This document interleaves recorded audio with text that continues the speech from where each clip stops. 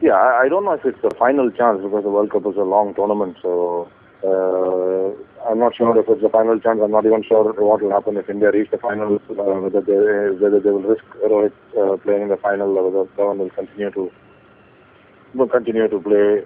I'm not sure about that because from all indications, Rohit could have played tomorrow if it was a crucial game. A lot was on the line. Not that playing in the final series is not a crucial situation, but obviously the emphasis is on making sure that everyone is fit going into the World Cup. So, which is why his thought in this game is more a precautionary measure than anything else.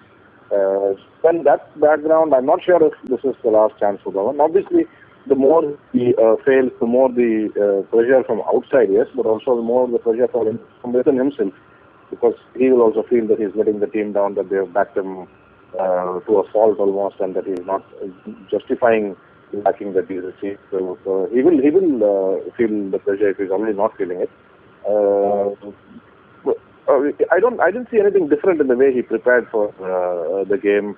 I know he spent a lot of time with Shastri before the last match, and then obviously Dhawan has been talking to him. So he's not short on advice. He's not short on guidance.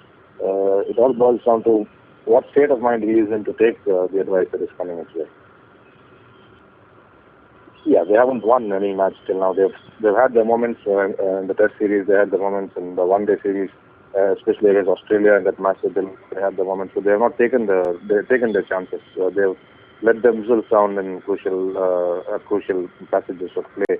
To that extent, they have not had a great tour in terms of results. It's been a reasonably good tour in terms of the kind of cricket that they have played in the Test matches. But like you said, there are no results. It is the last international game before the World Cup. India will play 2 warm-up matches against Australia and South Africa Australia and Afghanistan before the World Cup proper begins. But whether victory tomorrow will, whether defeat tomorrow will mean that their World Cup preparations are taking a severe beating, I'm not sure about that. Clearly, India are prepared to lose games. Clearly, they're prepared to crash out without victory if it means that they've got their bases covered, at least in terms of fitness, into the World Cup. You don't want to go into a tournament like the World Cup with a string of 3 or 4 losses behind you. Nobody wants that. But these losses won't hurt as much as, say, a loss in a normal tournament, for instance. If there was nothing at stake, if it was just a triangular series and then you crash without a victory, and then yes, that would be a bit of a pill to swallow. But here, you are working towards a bigger goal, so I don't think they'll be too fast if they don't win tomorrow.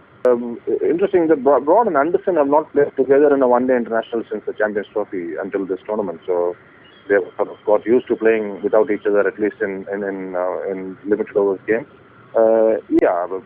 Broad has not taken any wickets, but he's also sort of easing back into competition. He's been out of action for a while. He had the surgery on that knee, so England obviously want him to get into rhythm more than into wickets mode at this moment. The advantage for England is that they got plenty of quality in their fast bowling ranks. There is Stevenson, obviously, who did brilliantly well against India in Brisbane. Chris Wokes is a wonderful swing bowler. They have Chris Jordan in the reserve. So there are plenty of options. So, yes, while they will want Broad to get wickets if he can, more importantly, it's like the India situation where they want him to be in rhythm and they want him fit and going strong coming into the World Cup. No, I don't think it will lead to more English players following suit. Morgan was requested last year when Paul Downton took over as the managing director of England and Wales Cricket Board. The request went out to him to try and further his Test match career by giving IPL 7 a miss, and to go back to county cricket and try and get some runs for Middlesex so that he can work his way back into Test cricket.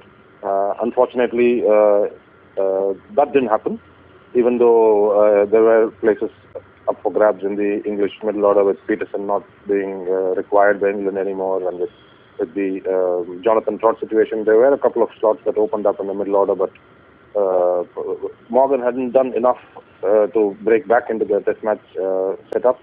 So he sort of acknowledged today in the press conference that his Test aspirations have to be put on hold. He still wants to play Test cricket, he says, but he is realistic enough to understand that as of now, he's not going to force his way back into the Test match setup. So the next best option for him, obviously, is to play the IPL. I don't see this as a precedent, as it is England players are not in very heavy demand as far as the IPL is concerned. So I cannot see this being a trend setter of sorts. But yeah, I mean, Mogul will obviously be lapped up by IPL franchises, especially now that he's captain of England.